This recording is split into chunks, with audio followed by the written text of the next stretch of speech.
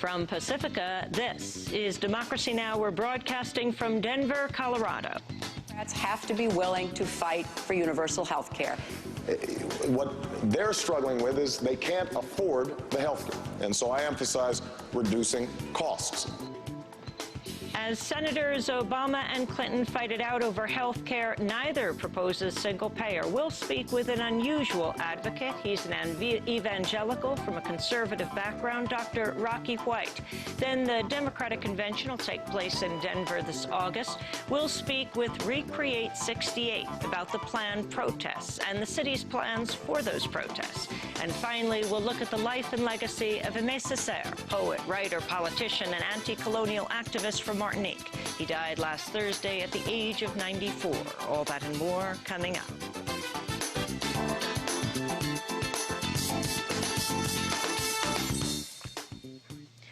Welcome to Democracy Now!, democracynow.org, the War and Peace Report. I'm Amy Goodman. We're broadcasting from Colorado. In Iraq, Shia cleric Muqtada al-Sadr has warned he will soon declare an open war unless the U.S.-backed Iraqi government halts its crackdown on his supporters. Sadr's aide, Nasser al-Rabai, read part of the cleric's message.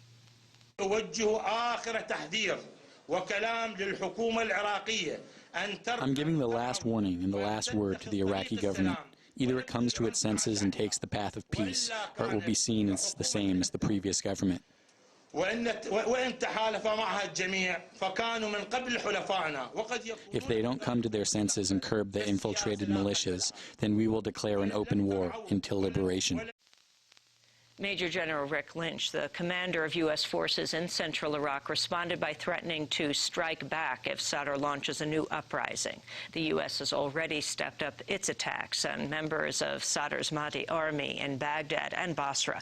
U.S. helicopter gunships and Predator drones have been repeatedly firing missiles into Sadr city. At least 280 Iraqis have died in Sadr city over the past month. The U.S. military is also building a 12-foot-high wall around most of Sadr city. Meanwhile, Secretary of State Condoleezza Rice made an unannounced stop in Baghdad on Sunday. She praised the Iraqi government's decision to take on Shia militia members in Basra and in Baghdad.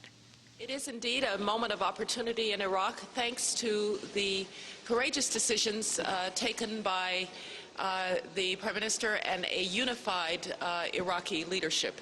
And, of course, the Iraqi security forces, which have fought very bravely in this recent operation. The New York Times has revealed new details on how the Pentagon recruited more than 75 retired military officers to appear on TV outlets as so-called military analysts ahead of the Iraq War to portray Iraq as an urgent threat. The Times reports the Pentagon continues to use the analysts in a propaganda campaign to generate favorable news coverage of the administration's wartime performance. Internal Pentagon documents repeatedly refer to the military analysts as, quote, message force multipliers, or, quote, surrogates, who could be counted on to deliver administration themes and messages to millions of Americans in the form of their own opinions. Reporter David Barstow called the program, quote, a symbiotic relationship where the usual dividing lines between government and journalism have been obliterated. The so-called analysts were given classified Pentagon briefings, provided with Pentagon-approved talking points, and given free trips to Iraq and other sites paid for by the Pentagon. The propaganda campaign also extended into the nation's newspapers. 9 of the Pentagon-connected analysts wrote op-ed articles for the New York Times, and the Pentagon helped 2 retired military officers write a piece for the Wall Street Journal. Many of the same retired military officers also have ties to military contractors vested in the very war policies they were asked to assess on air. In campaign news, Senators Barack Obama and Hillary Clinton have begun their final full day of campaigning in Pennsylvania ahead of Tuesday's primary. Clinton remains the leader in almost all polls, but on Friday, Obama managed to hold the largest campaign rally of the year when an estimated 35,000 people gathered in Philadelphia. Former U.S. President Jimmy Carter has said Hamas is prepared to accept the right of Israel to live in peace within the 1967 borders, but Carter said Hamas turned down his proposal for a 30-day unilateral ceasefire with Israel. Carter's comments came after he met with top Hamas leaders, including the group's exiled political chief Khalid Mashal. Carter said Hamas leaders would also accept a peace agreement negotiated by Palestinian President Mahmoud Abbas if Palestinians approved the deal in a vote. Carter met with Hamas in defiance of the U.S. and Israel. He defended his decision by saying, quote, "The problem is not that I met with Hamas in Syria. The problem is that Israel and the United States refused to meet with someone who must be involved." Carter urged Israel to engage in direct negotiations with Hamas, saying failure to do so was hampering peace efforts. Meanwhile, the Israeli military has announced it'll investigate the death of a Reuters cameraman who was killed last week by an Israeli tank. Human Rights Watch has said the journalist, Fadl Shana, may have been deliberately targeted by an Israeli tank crew. Shana was traveling in a vehicle clearly marked as belonging to media workers when he came under attack. Human Rights Watch's Middle East director, Joe Stork, said, quote, "Israeli soldiers did not make sure they were aiming at a military target before firing, and there is evidence suggesting they actually targeted the journalists." Shana's final piece of footage showed an Israeli tank firing a shell just before the camera went black. Other journalists who arrived at the scene shortly after the shelling also said they came under tank fire. In Paraguay, a former Catholic priest, once known as the Bishop of the Poor, has been elected president. Fernando Lugo will be the first Paraguayan president since 1946 not to be from the conservative Colorado Party. Lugo won 41% of the vote, beating the other candidate who received about 31% of the vote. Lugo has pledged to crack down on corruption and channel Paraguay's wealth into social programs. May we never again in the political class of Paraguay, never again base our politics on clientism or enticements, because it has done so much damage to our national politics.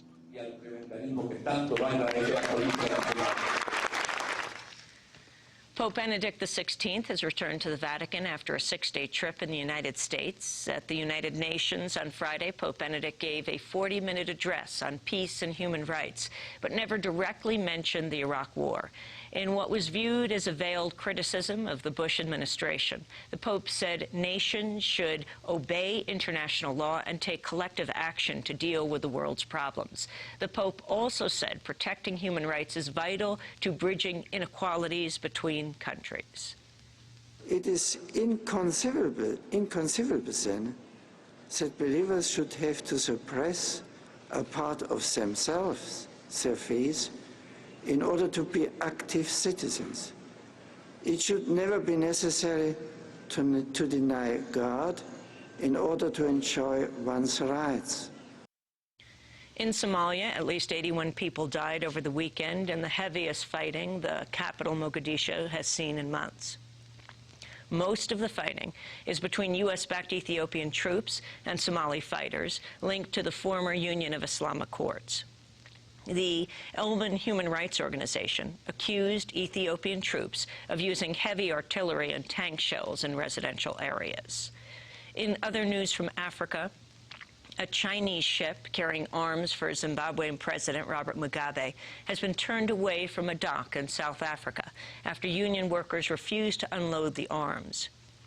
The dock workers were protesting South African President Thabo Mbeki's failure to pressure Mugabe to release the results of last month's presidential election. The opposition party Movement for Democratic Change claims they won the election, while Mugabe's ruling party says there should be a runoff. On Sunday, Tendabiti, the Secretary General of the MDC, rejected calls for a recount. It's quite clear that the dictatorship will do everything legally and extra-legally to try and reverse the people's victory of the 29th of March 2008. But we've made our case. The jury is out there. The Zimbabweans themselves know what they did in the polling station. the rest of the African community, the rest of the international community is watching. The so-called recount has no credibility at all, is not legitimate, and we will not accept that recount. We will not accept that which is unlawful. In economic news, two more major corporations have announced plans to lay off thousands of workers on Friday. Citigroup announced a $5.1 billion loss and said it would cut 9,000 jobs. Meanwhile, AT&T has announced plans to eliminate 4,600 positions. President Bush is heading to New Orleans today to meet with his Mexican and Canadian counterparts for a summit on the Security and Prosperity Partnership of North America. Critics of the SPP accuse Bush of pushing a new NAFTA Plus deal with Mexico and Canada that would cover security, immigration, the environment, business, food regulation, and other issues. Amnesty International and other critics accuse the North American leaders of negotiating the deal in secret